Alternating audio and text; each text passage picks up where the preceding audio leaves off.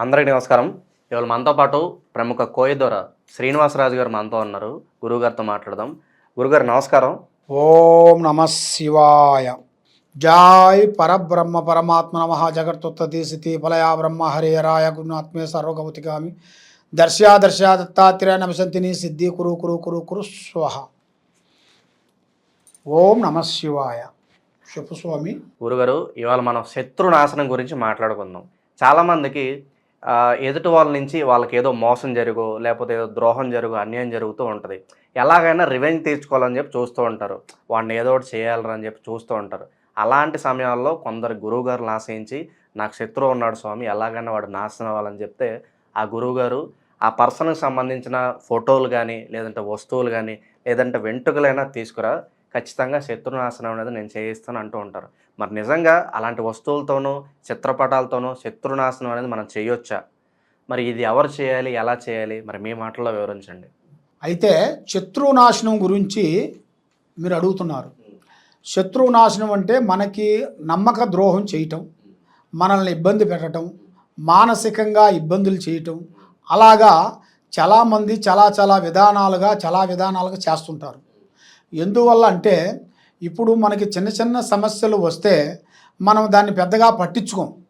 ఎందుకంటే మనిషిని ఎక్కడైనా దెబ్బ కొట్టచ్చు కానీ పొట్ట మీద కొట్టకూడదు.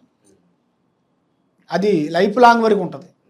మనిషికి ఒక ప్రేమ, గౌరవం, అభిమానం అనేది అది ఆ ప్రేమ అభిమానం ఉన్నదాన్ని, దాన్ని లేనిపోయిన దాన్ని మనం చెడుగా భావించి, చెడుగా ఊహించేసి, దాని గురించి వాడిని ఇబ్బంది పెట్టి, ప్రజలల్లో లేనిపోయిన రీమార్క్ పెట్టి, ప్రజలల్లో కొంత ఇబ్బంది పెట్టి కొంతమంది చేస్తుంటారు. కాబట్టి ఈ శత్రునాశనం గురించి చాలామంది నన్ను అడుగుతూనే ఉంటారు, ఫోన్లు చేస్తుంటారు.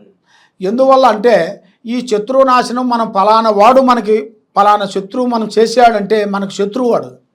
మరి ఆ శత్రువు నాశనానికి మనం ఏం చేస్తే దానికి పరిహారం అనేది జరుగుతుంది అనేది మీరు అడుగుతున్నారు. అలాగే ఈ ప్రక్రియ అనేది ఎలా ఉంటుంది, ఎలా చేస్తారో అది కూడా చెప్పండి మాకు.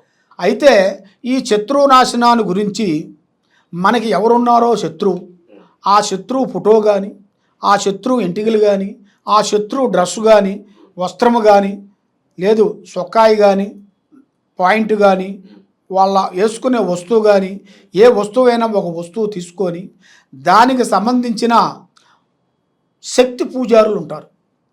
శక్తి పూజారులు అంటే ఎందుకంటే దానికి సంబంధించిన పూజారులు వాళ్ళు ఎక్కడ పడతాయి అక్కడ వాళ్ళు బయట ఊర్లో రాడు, బయట తిరగరు, జనాలలో తిరగరు. వాళ్ళు ఉండేదంతా అడవిలోనే ఉంటారు.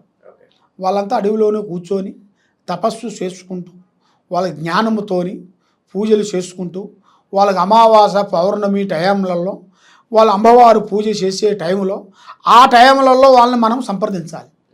ఆ టైంలో మనం సంప్రదించినట్టుగా అయితే మనకి జయప్రదం. అయితే మా గురువు గారు అలా చేస్తుంటారు. మా గురువు గారు మాకు నేర్పిస్తారు అన్నమాట. ఇలాంటి సమస్యలకి మా గురువు గారు ఈ సమస్యల గురించి మా గురువు గారు మాకు అన్నీ నేర్పించారు. అవన్నీ మేము నేర్చుకొని గత 12 సంవత్సరాలు మేము తపస్సు చేసి దీనికి ఏమి చేయాలి, దీనికి ఎలా చేస్తే దీనికి వర్కౌట్ అవుతుంది అనేది మేము 12 సంవత్సరాలు ఒంటి కాలుతో తపస్సు చేస్తాం. అంటే ఈ కాలు ఈ మెడ మీద వేసుకొని తపస్సు చేస్తుంటాం. అలాగ 12 సంవత్సరాలు మేమంతా జ్ఞానం చేసి తపస్సు చేసేసి ఈ శత్రునాశనం గురించి దానికి ఒక మంత్రదండనం అనేది ఒకటి ఉంటుంది. ఆ మంత్రదండనం గురించి దాన్ని చదివి వాళ్ళ ఫోటో కానీ, వాళ్ళ వస్తువు కానీ, ఏదైనా కానీ అది మనకి తీసుకొని వచ్చి మనకి ఇస్తే దాన్ని బట్టి ఆ శత్రునాశనాన్ని గురించి మనం ఆ చెడు ప్రయోగాన్ని అనేది మనం పంపించగలుగుతాం. అప్పుడు ఎవరు మనకి ఇబ్బంది పెట్టారో ఆ ఇబ్బంది పెట్టిన వాళ్ళకి వాళ్ళకి మనం ఎలా ఇబ్బంది పెట్టారో వాళ్ళకు కూడా అలాగే ఇబ్బందులు తగులుతాయి. ఇబ్బందులు అయిపోయి ఆర్థిక బాధల వల్ల, కుటుంబ సమస్యలు, ఆరోగ్య సమస్యలు, వాళ్ళకి ఏదో ఆరోగ్యం బాగోకుండా ఉండటం, ఏదో ఒక ప్రాబ్లం తగలటం, ఏదో ఒక యాక్సిడెంట్ లాంటి ఏదో లేనిపోయిన సికాకులు రావటం, మనల్ని ఎలా ఇబ్బంది పెట్టాడో వాళ్ళని కూడా చాలా విధానాలుగా ఇబ్బందులు తగిలే యోగం అది మనం చేయగలుగుతాం. చేసి దాని మంత్రదండను పంపిస్తే ఆ కట్టు కానీ కట్టితే వాళ్ళ ముఖంలో ఉండాల్సిన కదలిక, కళ పవర్ అనేది తగ్గిపోతుంది, ముఖంలో ఉన్న తేజిస్పోతుంది, దాంట్లో బ్లాక్ కలర్ వచ్చేస్తుంది, వాళ్ళకి మైండ్ కరెక్ట్గా ఉండదు, కూర్చుంటే కుందేలు బుద్ధి, లేస్తే లేడు బుద్ధి, పండుకుంటే పాము బుద్ధి, 3 బుద్ధులు 6 గుణాలు మాదిరిగా ఉంటాయి. వాళ్ళు ఏ పని చేస్తారో వాళ్ళకే అండర్స్టాండింగ్ కాదు. దానివల్ల వాళ్ళు చేసిన తప్పు వాళ్ళు తెలుసుకున్నంత వరకు అది వాళ్ళని వెంటాడుతూనే ఉంటుంది. ఆ విధంగా మనం చేస్తేనే వాళ్ళ జీవితాంతం అందున వాళ్ళు వెంటాడి వాళ్ళ జీవితంలో చాలా వరకు ఇబ్బందులు అయిపోయి మనశ్శాంతి ఉండక అధోగతి పాలయ్యే మార్గాలు కూడా ఉంటాయి. ఆ విధంగా మనం చేస్తుంటాము. దానికి ఏమేమి కావాలంటే వాళ్ళ పేరు, వయసు, గోత్రనామం, వాళ్ళ ఫోటో మనకు పంపిస్తే వాళ్ళ పేరు బలాన్ని బట్టి ఎలా ఉంది ఏమిటా అనేది దానికి చక్రమల గణితం వేసేసి దానికి అమ్మవారు కొండలి వేసేసి చూసి దాన్ని మనం చెప్పగలుగుతాము, దాని గురించి మనం చేయగలుగుతాం. గురుగారు, అలాగే మాకు ద్రోహం జరిగిందని చెప్పి మీ దగ్గరికి వస్తూ ఉంటారు, మరి శత్రునాశనం చేస్తారు. ఒకవేళ ఆ చెప్పేవాళ్ళు అబద్ధం చెప్తే నిజంగా అవతల వ్యక్తి మరి అభం తెలియని వాడైతే మరి వాడికి తగులుద్ది. కాబట్టి అలా ఎవరైతే దాని బారిన పడ్డారో వాళ్ళు కూడా మీ దగ్గరికి వస్తూ ఉంటారు. మరి గురుగారు, మేమేం తప్పు చేయకుండా వాళ్ళు మాకు ఏదో చేశారండి, మరి మాకు ఏంటి రెమెడీ, తిప్పికొట్టాలని మార్గాలు అంటే మరి అప్పుడు ఏం చెప్తారు, పరిష్కారాలు ఏంటంటారు అప్పుడు? అయితే నాయన అలాగ మా దగ్గరికి చాలామంది వస్తుంటారు, వచ్చేసి స్వామి ఫలాని విషయంలో మాకు ద్రోహం జరిగిందండి అని మాకు వాళ్ళ పేర్లు, ఫోటోలు అవన్నీ ఇస్తుంటారు.